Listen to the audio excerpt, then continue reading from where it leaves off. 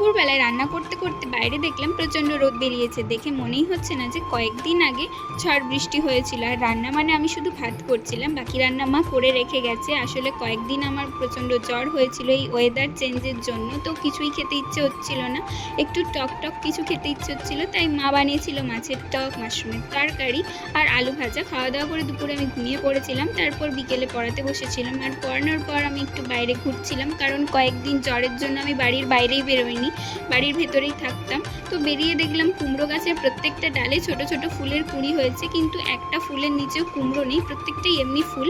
একটা কুমড়ো হয়েছিল ছোট, কিন্তু এই রোদ আর গরমের জন্য সেটাও শুকনো হয়ে ঝরে পড়ে গেছে।